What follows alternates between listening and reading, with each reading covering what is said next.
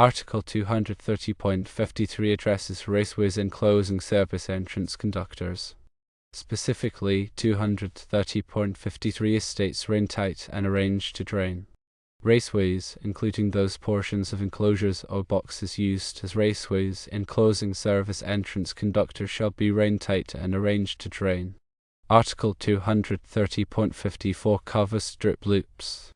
Service entrance conductors entering a building shall have a drip loop formed on the conductors outside the building so that moisture cannot enter the building or enclosure through the service entrance.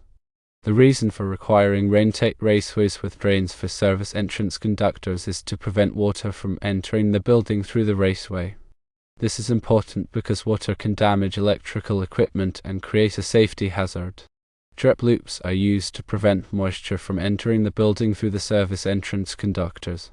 When rain or snow falls on the conductors, it will drip off the conductor before it can reach the building. This prevents moisture from entering the building and causing problems.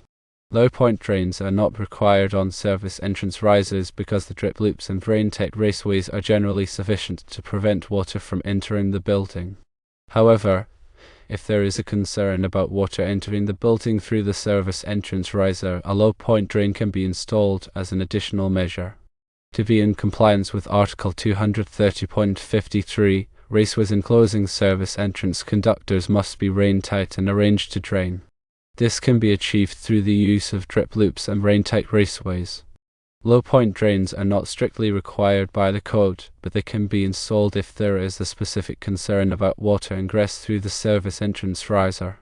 The combination of raintight raceways and drip loops is typically considered adequate to address the requirements of Article 230.53. Raintight raceways are designed to prevent water from entering the enclosure in the first place.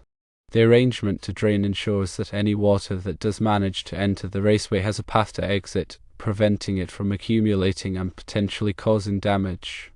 Drip loops, positioned outside the building, serve as the first line of defense against moisture intrusion. By creating a downward loop in the service entrance conductors, water is directed away from the building's entry point. This prevents water from following the conductors into the building or enclosure. While low-point drains are not mandated by the code, they can offer an added layer of protection in situations where there are concerns about water accumulation within the service entrance riser. These drains provide a designated outlet for any water that may have bypassed the raintight raceway and drip loop measures. When considering the installation of service entrance conductors, it's crucial to carefully assess the environmental conditions and potential for water exposure. Factors such as the local climate, building design, and the presence of nearby water sources should be taken into account. In areas with heavy rainfall or snowfall, or in situations where the service entrance is particularly vulnerable to water intrusion, the implementation of low-point drains may be a prudent choice. The selection of appropriate raintight raceways is also essential for ensuring compliance with Article 230.53. These raceways are designed to withstand exposure to the elements and prevent water from penetrating the enclosure. The use of proper fittings and sealing methods is critical for maintaining the raintight integrity of the raceway system. Regular inspection and maintenance of service entrance conductors, raceways, and drip loops are important for identifying and addressing any potential issues before they can lead to problems. This includes checking for signs of water damage, corrosion, or deterioration of materials. Prompt repairs or replacements should be made to ensure the continued effectiveness of the protection measures. In summary, Article 230.53 emphasizes the importance of raintight raceways and drainage for service entrance conductors. Drip loops play a vital role in preventing moisture from entering the building, while raintight raceways provide a barrier against water penetration. Although low-point drains are not explicitly required, they can offer an additional safeguard in situations where there are concerns about water accumulation. By adhering to these requirements and implementing appropriate protection measures, the risk of water damage to electrical equipment and potential safety hazards can be significantly reduced. It is important to consult with a qualified electrical inspector or engineer to ensure that the service entrance installation complies with all applicable codes and standards. They can provide guidance on the selection of appropriate materials, installation methods, and maintenance procedures. By taking a proactive approach to service entrance protection, building owners and operators can help to ensure the safety and reliability of their electrical systems. Always refer to the latest edition of the National Electrical Code and local amendments for specific requirements and interpretations. The information provided here is intended for general guidance only and should not be considered a substitute for professional advice. Remember that electrical work can be dangerous, and it should only be performed by qualified individuals who are familiar with the applicable codes and safety procedures. The NEC is a comprehensive document that covers a wide range of electrical safety requirements. It is essential to have a thorough understanding of the code before undertaking any electrical work. The code is updated regularly to reflect changes in technology and industry best practices. Staying up to date with the latest edition of the code is crucial for ensuring compliance and maintaining electrical safety. In addition to the NEC, local jurisdictions may have their own electrical codes and regulations.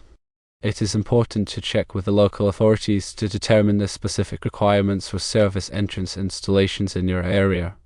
The local electrical inspector is a valuable resource for obtaining information and guidance on code compliance. They can also provide inspections to ensure that the installation meets the required standards. Proper grounding and bonding are essential for electrical safety. The grounding system provides a path for fault current to flow back to the source, which helps to trip the circuit breaker or fuse and prevent electrical shock. Bonding is the process of connecting all metal parts of the electrical system together to create a low impedance path for fault current. Surge protection is another important aspect of electrical safety. Surge protectors are designed to protect electrical equipment from voltage spikes and surges that can damage sensitive electronics. Surge protectors should be installed at the service entrance and at individual equipment locations.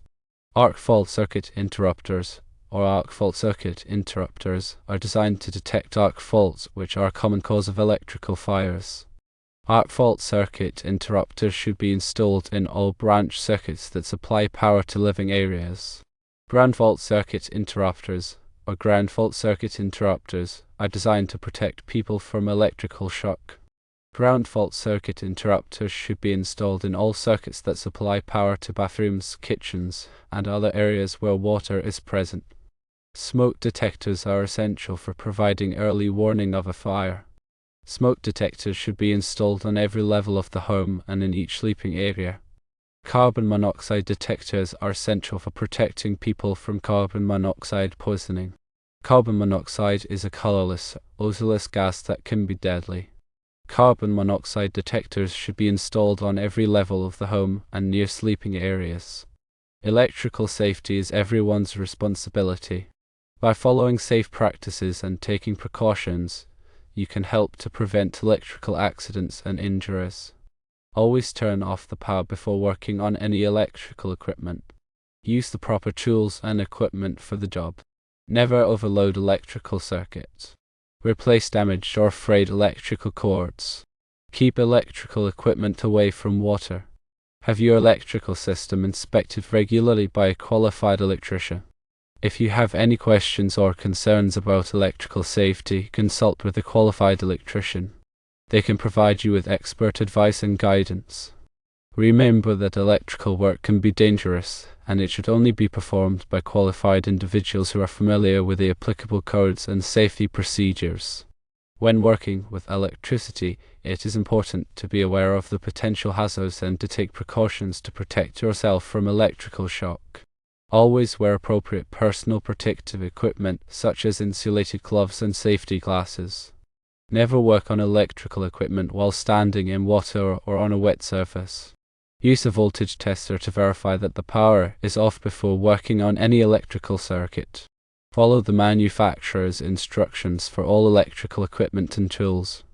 If you are not comfortable working with electricity, hire a qualified electrician to do the job.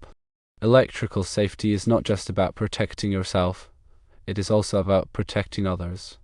Make sure that your home and workplace are free of electrical hazards. Educate your family and co-workers about electrical safety.